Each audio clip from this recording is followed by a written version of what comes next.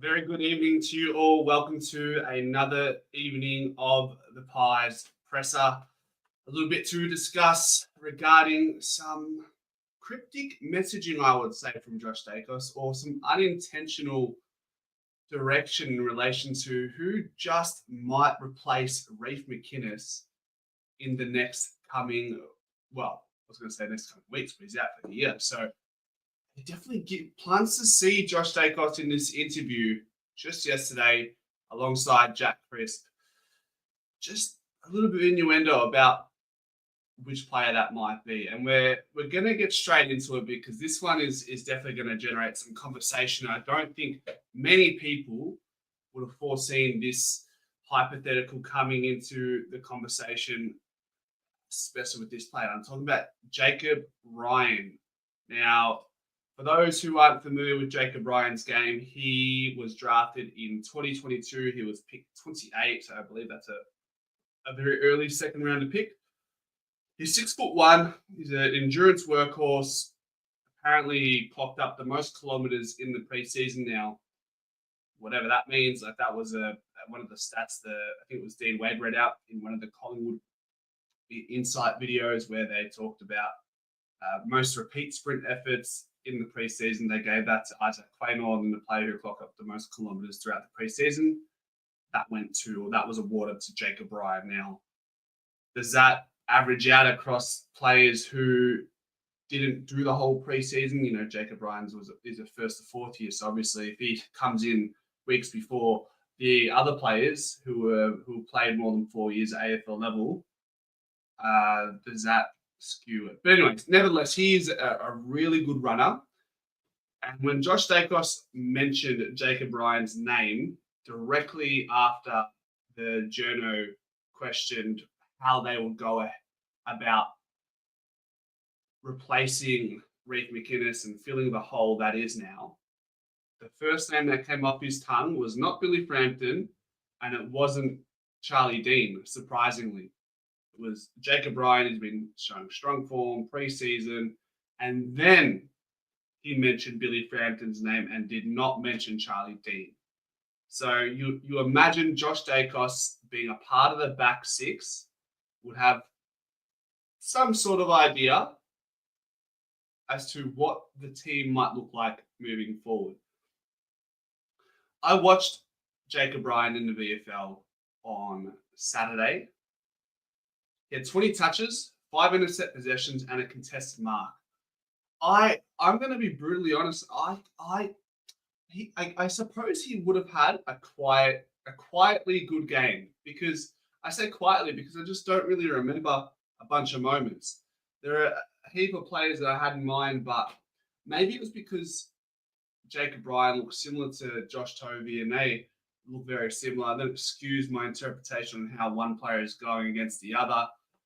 It definitely skewed my analysis. I'll put it that way. But he had a good game by the numbers, and in a way, if you didn't really notice him, then doesn't that mean he didn't really make any mistakes either? So then this stems into the conversation of, do we go undersized in the back line? We've been undersized forward line for the last 5, maybe 10 years. Who's to say we don't do that going back the other way? It would be revolutionary, I would say. But then if you think about it, you look at Hawthorn. All right, well, they play with Mabior Chol as their only recognised key size forward. They had Jack Gunston as a sub, and he came on and did well. But I really think to match the small ball of the premier sides in this league, maybe you can go undersized. I don't know if you can do it for every game. I mean, thinking about Carlton, everyone's saying horses for courses, Billy Frampton, Charlie Dean, Mackay, etc., etc. But if the ball is coming in poorly against the Collingwood defense when we verse Carlton, can Darcy Moore and Jeremy Howe and Braden Maynard and Quaynor come in and intercept? Because when the ball is coming in long and high, And if that's the way the game pans out, you won't have many one-on-one contests, if any. Someone will always be coming across you. So it definitely is scratching this new surface that I haven't really thought about. And unintentionally, guys, I feel like we saw that against the Bulldogs. Now, Footscray or the Western Bulldogs, I watched back Jeremy Howe's game in particular, looking at his player highlights, and I said, well, okay, Darcy Moore quite clearly took Sam Darcy for the most part of the game, but Aaron Norton played quite a bit in the ruck. So even then, I was surprised to see that they had two genuine key forwards and they didn't really take full advantage of our shortfall in our backline with our key tall stocks in that game. If anything, I thought it really played into Jeremy Howe's hands and he was able to intercept and he earned coach's votes for the game. He was outstanding. And if he wasn't a defender, if it wasn't a midfielder's award, I mean, obviously the best player in the game has to be given the coach's votes. But in another award system, Jeremy Howe could have easily taken maximum votes behind like a still side bottom, I'd say. So does that leads into my question about being undersized. Does Jeremy Howe play as that second tall? Yes, we know he's not a one-on-one defender, but if we are doing our job further up the field, doesn't that mean we should have cover in every section of that back half if we are defending the ball well up the ground? That's what I'm thinking now.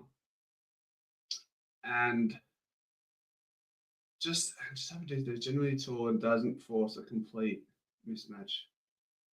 Yeah, we're going to have to do like a zero hanger to see what the backline looks like and how it affects the rest of the field and the sort of positional changes that we might see if we don't lean on a Billy Frampton or Charlie Dean. I'm sure Oleg Markov would be absolutely kicking himself on the sidelines now. We said, well, at least I said in the opening round, that was probably one of his very few opportunities that he's going to get to make an imprint in his rookie contract and try and change that direction. But now we're in a situation where if he was available, I'm sure Fly would rather elect to go with an Oleg Markov as opposed to a Jacob Ryan. So it seems that Jacob Ryan could be the one.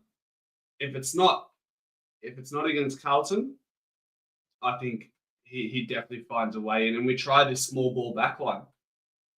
Maybe we're putting too much stock into needing this second tall key defender when we've got really good medium to tall size defenders who aren't quite there in that key position profile or within that, but they're close enough. Whereas if we were to defend well forward of center, then it wouldn't affect us as much. Bruzzy, what is he? 6'3", 6'2". Jeremy Howe is 190. Playnor can play tall at times. He played on Jeremy Cameron last year. So maybe it works out.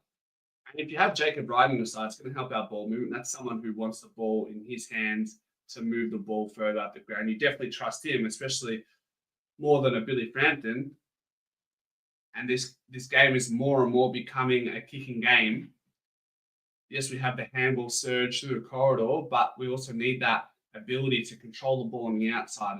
And to put it bluntly, you're not going to be controlling the ball on the outside through your back half if it has to go through Billy Frampton and Charlie and so on and so forth. Charlie Dean, maybe less so the case, but definitely with the Billy Frampton, it's more of an issue.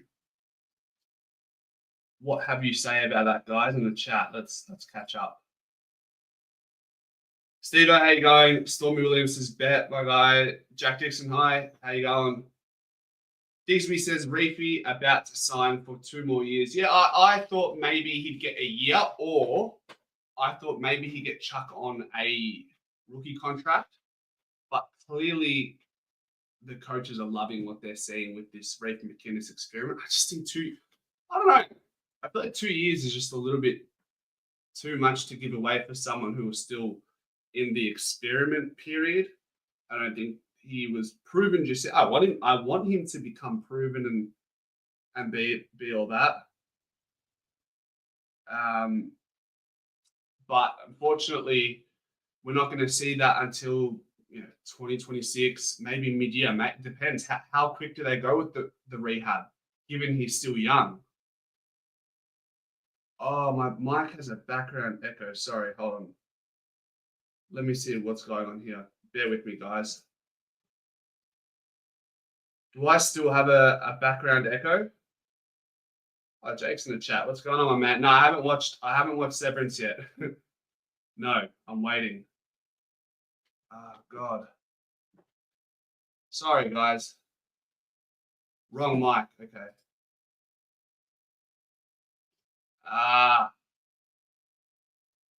There we go.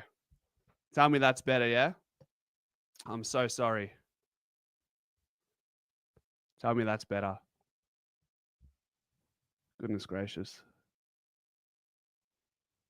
That's better. Okay. Goodness. Sorry, guys. Yeah, Manny. So Jacob Ryan's 2'1". Sorry, my head's gone. Jacob Ryan is 6'1". So yeah, I don't really have much. That's your question. But Reefer about to sign 2 years is good for him. Gives him some security, gives him some peace of mind that he can do his recovery properly and then get back into it when he's ready to go. I think the club liked what he did too much to offer him anything less than 2 years on the table, and that's what they're going to go with. So be it. Much better. Okay, great. All right. So let's have a look. I actually want to do a little activity, if you want to call it that, and I want to see what our team looks like if we opted for, say, a Jacob Ryan in the back line instead of Billy Frampton or Charlie Dean. What does that make our team look like moving forward?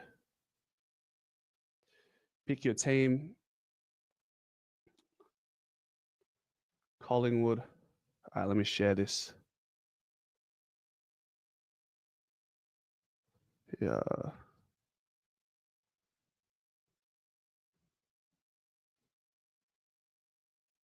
Okay. All right. So if Jacob Ryan is in our back line, this is what we should expect. This is how we should expect to line up. Darcy Moore. Now, we saw on the weekend, it was probably like one of the first games in a while where we saw Darcy Moore persist as being that genuine one-on-one defender with Sam Darcy. And I'm sure we'll hear a little bit more about that throughout the commentary of the year. I think Darcy Moore's probably putting his hand up and said, "No, I want to take the best forward where possible." And I think he had a lot of really strong wins against Sam Darcy, and I would argue, and probably, did he beat Sam Darcy? No, but I still don't think that Sam Darcy beat him. Beat him to the point where it was like, wow, like that matchup shouldn't have happened. I felt like Darcy Moore had some really strong wins and some crucial moments. I would say I'd probably give it a 60% or 65% win Sam Darcy and 35% wins in the game to Darcy Moore. And that's going to be a good return against someone like Sam Darcy. Like, I'm going to be keeping a close eye on the game between Carlton and the Bulldogs this Friday night to see if Sam Darcy is going to be doing this on a consistent basis. We've seen it in spurts. I think now we're gonna get the full package with the man. So I'm taking that as a win for Darcy Moore, especially in the way that he's been able to bounce back in his last few games, even his final 5 games against of 2024. He was on the rebound and improving, returning back to the form. But I probably still say he's maybe 20% off his All-Australian sort of contention form. His numbers are starting to trend in the right direction. Now it's just we want his aura back. When Darcy Moore was around the ball in 2023, he just had aura. Whenever the ball came his way, it's like he was a force field, and you just couldn't break him in the air. So I've got Darcy Moore there. Let's say this is an easy one. We'll go Q. Where are you, big man? Quaynor will be at the bottom, won't he? Yep. So Isaac Quaynor, he's done big jobs in the past. Like I said, against Jeremy Cameron late last year, he was decent. On the other side, we can put, not that it matters too much, but Jeremy Howe can go there. I guess most of you guys will want Braden Maynard there. And then say a Jeremy Howe here.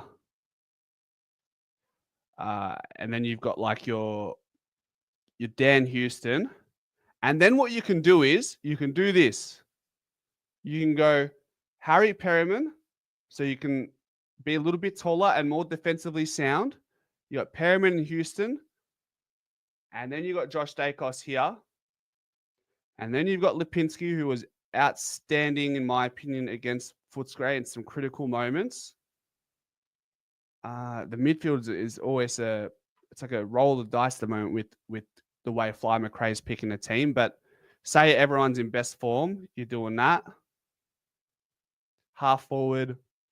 So your high half forwards, what you've got, McCreary, Shooter, who has talked to a little bit of continuity in the preseason and in the way that he's been able to bounce back from last year. He's playing like the player we were hoping for when we got him from Fremantle. Yes, last year there was a lot of injuries and changes and whatnot. He had the full preseason this year unhampered and is really starting to show his worth. And the passion and the desire and intent on the ball was always there. It was just that polish we've been looking for. We've been getting that the last 2 games, which has been massive for him. McStay, I don't know, guys. I'm foreshadowing that I don't see Mason Cox in here.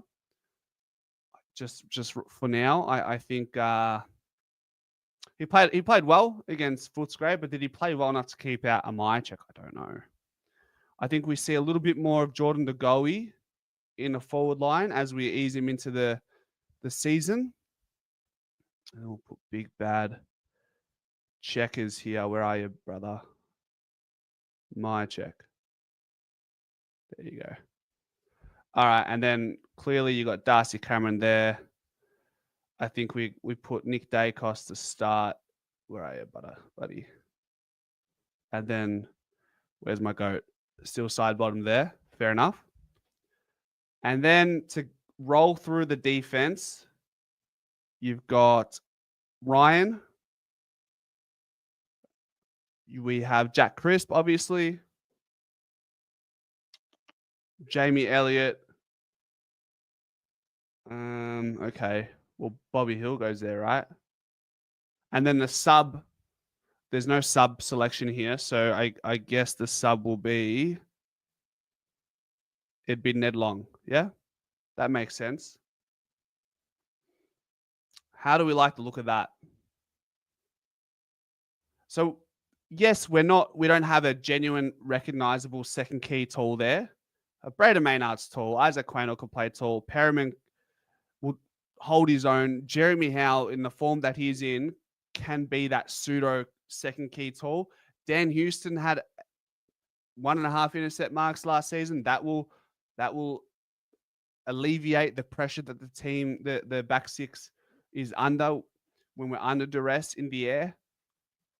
And then, taking this man out of that back line to ensure that we can do this is probably going to be critical. Whether they actually do it, I don't know.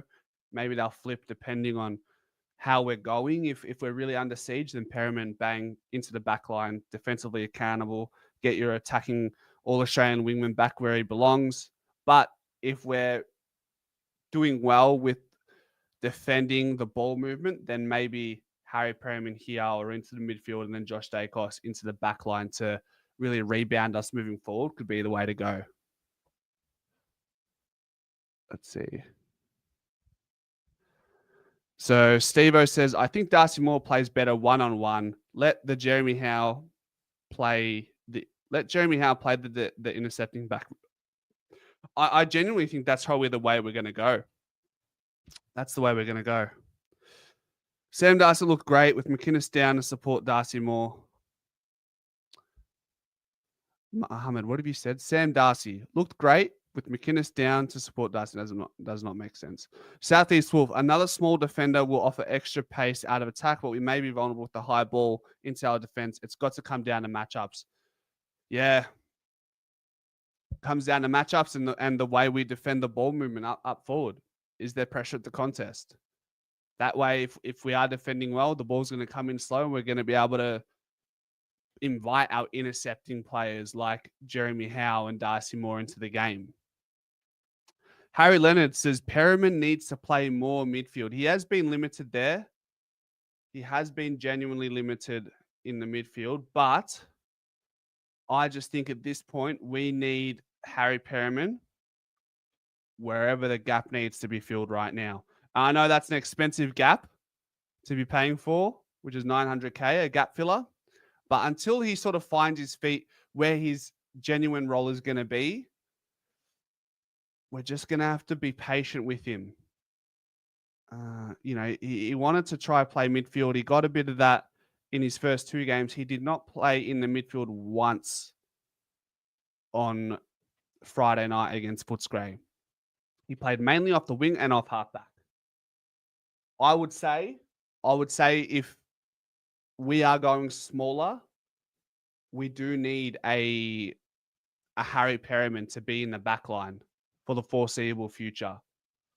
How tall is Pez? How tall is Harry Perriman? Let's find out. Harry Perriman's 186. How tall is Braden Maynard? 189. Yeah. So we're going to need all the height possible. If we're not going to go through the passage of selecting Billy Frampton and Charlie Dean, then we have to go as tall as possible in our medium-sized department. Worth a try. I'd be open to see it. Be open to try it. Harry says, I think Darcy's been thriving because the main defender has been on Norton. That might change now. I'd probably say Darcy Moore was the main defender on Friday night and he was on Sam Darcy. So I don't know about that. We can't pay a tag of $900K. I'll give it some time. Harry. Like he's played, 3 games in multiple different positions. He's yet to settle yet. He hasn't settled yet. So let's give him, half a season to sort of find his feet. And until then we'll see what happens. Melissa says, maybe for the week after Carlton game, I think Frampton should play against Mackay as he did really well against him last year. Yep, he did. He did, and that's probably the only thing going for him to be selected. It's against a really tall side. But I just think the way Carlton are entering forward 50 right now, I'm not really worried and concerned about how they impact us height-wise, the discrepancy there. If they're going to enter the forward 50 the way they have been, Darcy Moore will have a field day. Jeremy Howe will have a field day. But if they're moving the ball quickly, then it's a problem. You don't want Jeremy Howe on an island stuck with Charlie Curnow or Mackay, obviously. So that's 2 ways the game can go. Do I think Carlton can just turn it around and magically improve their ball movement and their entry going inside 50? Probably not. Melbourne have been really struggling for quite a long time now with their ability to hit targets going inside 50. Carlton have been on and off, I would say. I can't see that being a massive threat if it continues in the way that it's trending. Madison Tallarico says, Schulz won't last till the end of the year. Plays 1 good game in 25 games and everyone's off his ass. He's played 2 good games in a row. So That defeats your equation of one good game in every 25, though. No?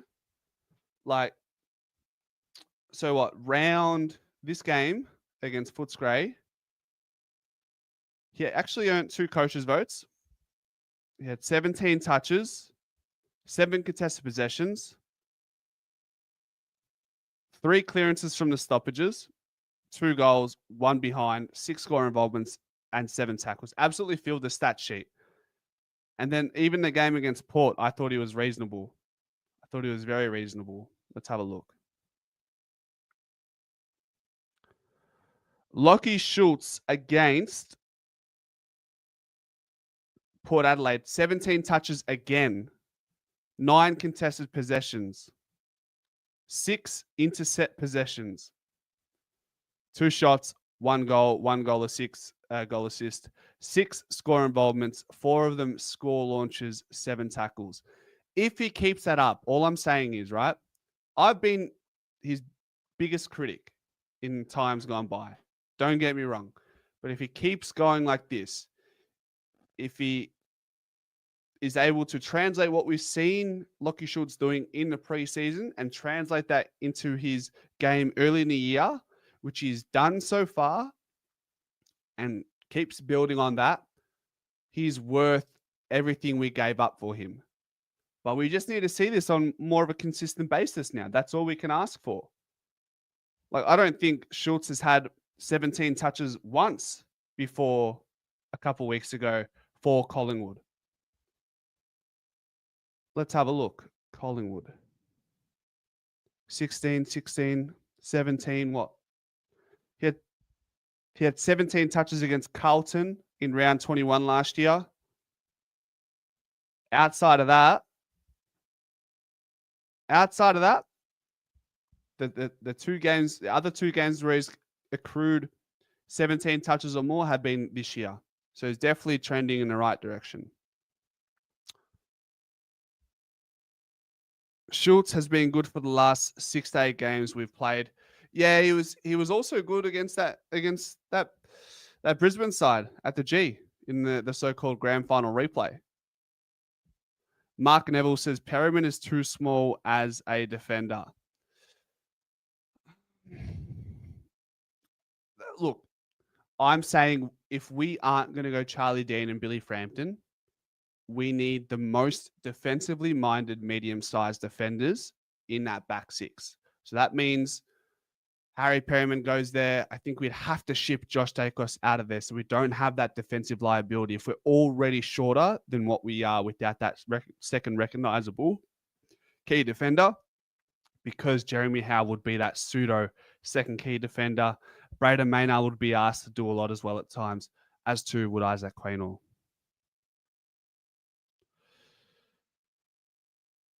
What's the Pendles going to North about? Yes. So with all the conversation about Braden Maynard going to North, the massive contract, the connection with his brother being I think he's in the welfare program or leads the welfare department for North, the extra sort of pull for North that the string they're trying to pull to bring Maynard, or they think will help bring Maynard to the club, is discussions about getting Pendlebury to North as a coach after his career has concluded. When's that going to happen? I'm sure North are hoping that they can bank on a Pendles to North in the next couple of years as a coach.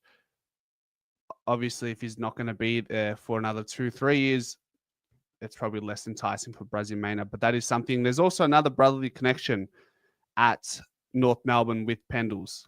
I believe Pendles' brother also happens to be a part of North Melbourne's AFLW program. So, look, if you ask me, is Pendles going to North Melbourne after his career is all said and done at Collingwood? I wouldn't think so.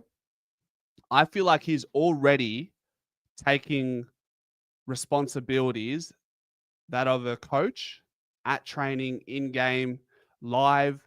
It's been spoken about it. They don't hide it. They say Pendles is like another coach on the field and at training and during the game on the sidelines, because he really does have certain roles that might be under the description of what an assistant coach typically does. So I think Collingwood are being smart and giving Pendles what he wants, because he is going to be an asset for us when he doesn't decide to go on anymore. When he chooses to retire, it would only make sense. To me, Pendlebury is a one club player.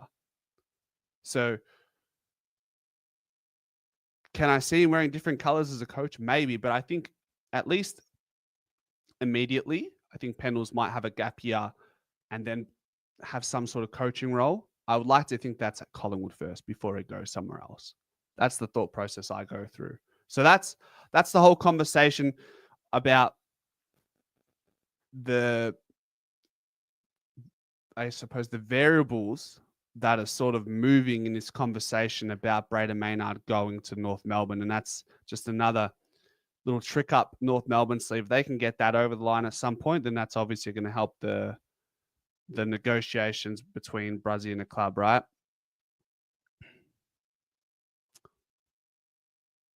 Schulz played without key forwards last season, says Mohammed. That could be something. I just think he's had a really good, consistent preseason. He didn't miss. He built confidence over the course of the preseason.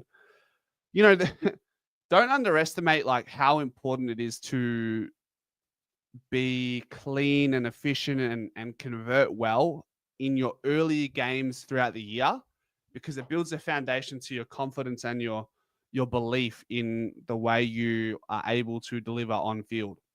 So when Shooter converts a couple of shots early that he should be converting, it goes a long way. If he misses those, it sort of festers like a disease and spreads and it lingers, and it's the murmurs. You know, when Shooter had a couple shots on goal against Footscray, a supporter in front of me would put his scarf over his head. He's like, "Oh, I can't watch. It's Lockie Schulz," right? That's because of these inaccuracies last year, and he was never able to shake it. There's a couple games, maybe against Bulldogs, maybe against Fremantle, maybe against Brisbane. He sort of vindicated himself at times, but hopefully we can forget that. And the only way to do that on Schultz's end is to be accurate, to convert. I'm sure Bobby Hill is sort of having the same conversation with himself from set shots, just to be a little bit more accurate than what he was last year. I think he had sub 45% last year. In the premiership year, he was above 60%. So it's all up here. And we can feel it as fans. So we can sense it. Did he have some injuries last year? Says Southeast Wolf. Maybe. It's not something that was publicly disclosed, but I would imagine over 50% of players that are actually injured, you probably don't even find out about. Like Darcy Moore, with Flyers hinted at the fact that Darcy Moore was hampered all year last year. There was a time during that bye period where Darcy Moore had gone in for scans and we didn't really hear anything beyond that. You had Bruzzy Maynard who comes out and says, "Yeah, I've been dealing with plantar fasciitis all last year." We didn't find that out until 2025. Tom Mitchell was dealing with issues without knowing. Jordan De Goey, to a certain extent, was dealing with issues before we knew.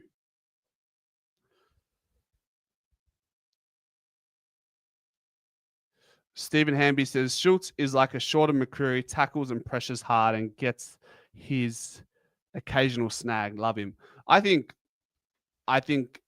Schultz can impact the scoreboard and the stat line a bit more than Bo McCreary. I think Bo's an interesting one, guys. Like I feel like he has this potential to be this midfielder who can be a clearance beast. But the more and more we watch him, I'm just like, oh, I just think this is his ceiling. And his ceiling is good enough. It's 10 touches a game, the occasional goal, like you said, Stephen, and immense pressure around the ground. And when he's in the center, he does have some sort of impact, although it may not be present in the stat sheet when you go back and look at it after the game is done. But I would say, like, talent-wise, I think Schultz is definitely more talented than Bo McCreary. That's what I just want to leave it at that. That's for sure. At this point in time, I know Bo's only 23 years old. Shooter's probably a couple years older. How old Shooter? Yeah, Shooter's 28 this year, so he's got 5 years on Bo. I'm not saying Bo can't be better than Lockie when it comes to the talent, but we'll see.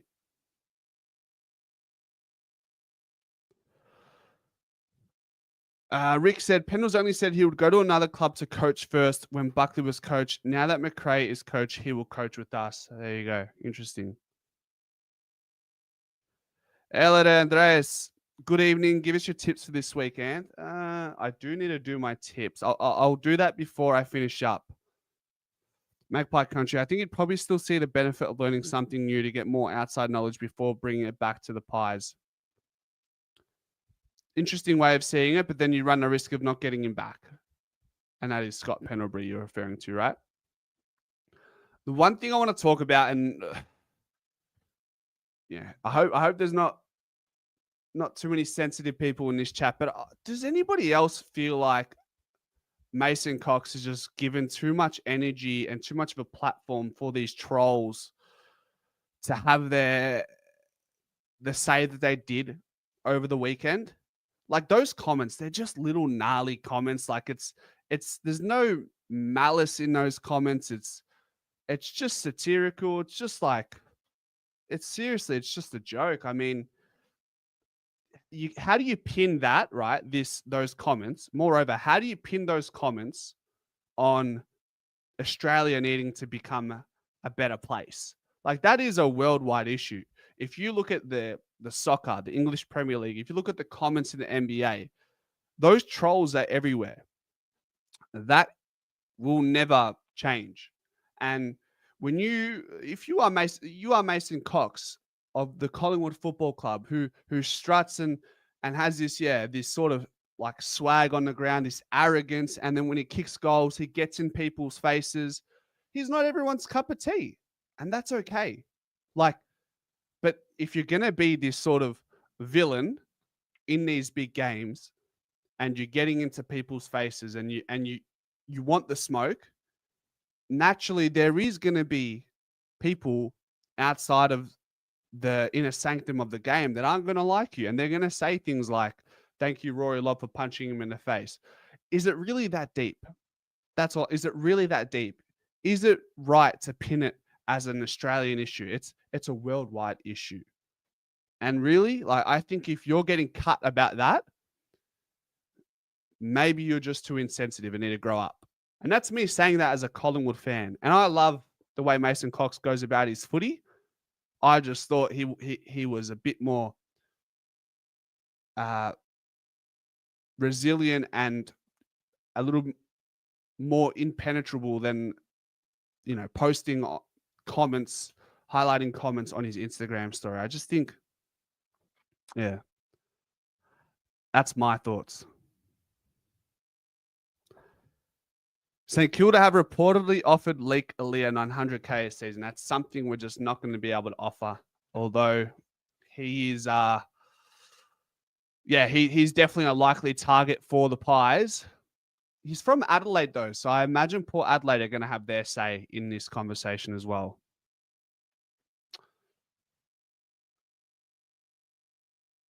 Can't risk Pendles making attachments and bonds with other clubs. That's right. People said things about him being American, so he's pissed. Yeah, it's like, I don't know. I don't think it's a big deal. Pierre Ritland says, I thought Cox had a serviceable game, but not good enough to keep Checkers out. I think that's where we're all sort of standing right now, unless there's a massive shakeup with our structure, and that could happen. If Jacob Ryan comes in, if you guys are just tuning in now, there's a chance that Jacob Ryan comes in instead of like a Billy Frampton and Charlie Dean, then maybe you have more tools forward to center so they can sort of roll back like Mason Cox and Darcy Cameron at times. That's the only world where I see Mason Cox make the side next week. But stranger things have happened. Let's see. As long as Cox kicks goals and supports Cameron, I don't care, as we already hate it anyway. Good theatre, says Steve-O. It seems that we can't handle criticism that we need to fire back. We just need to chill.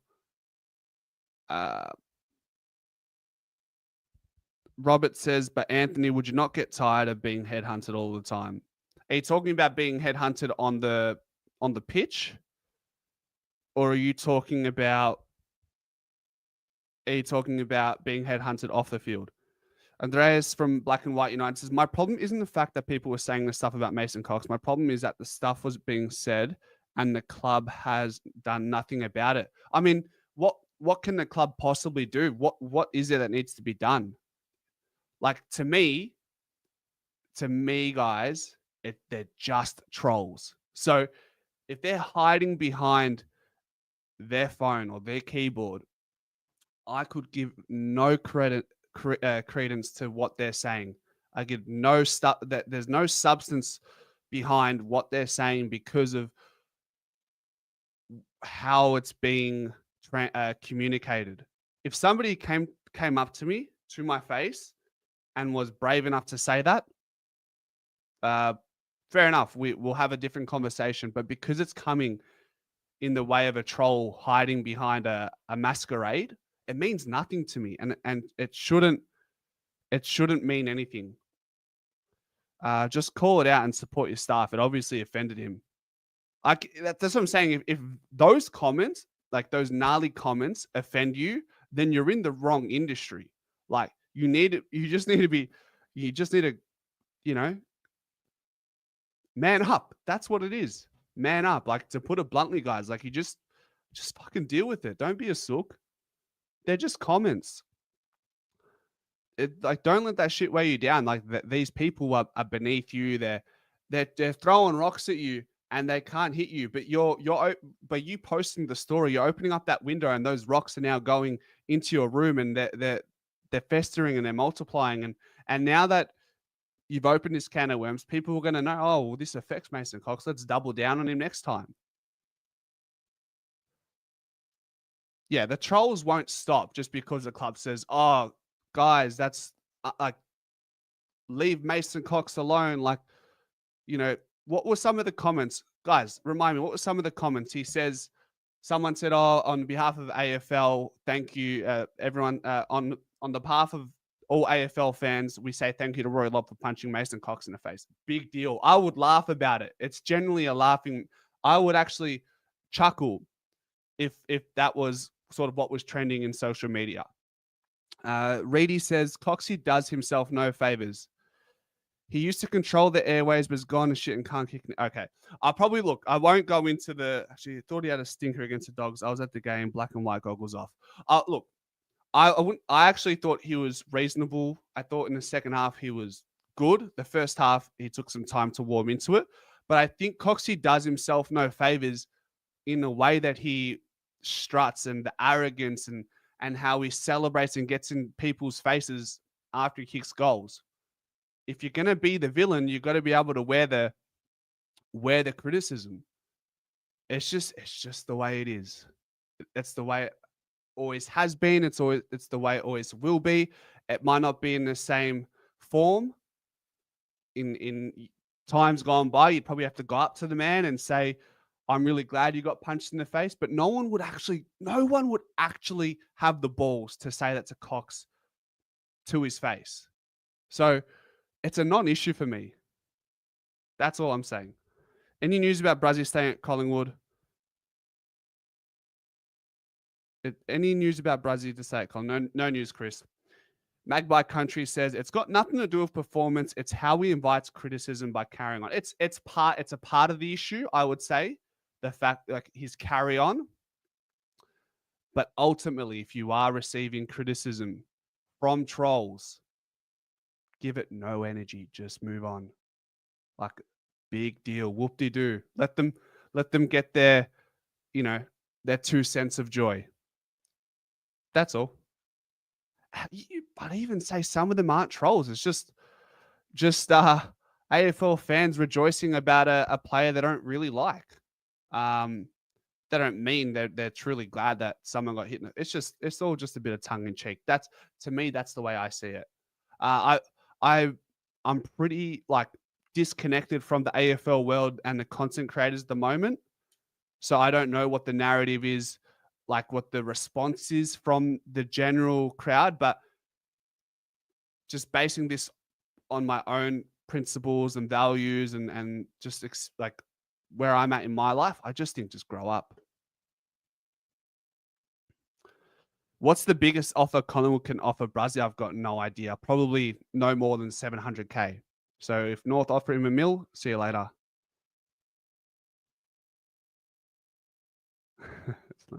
Yeah. You either love us or you hate us. All right, guys, I've got to head off to training.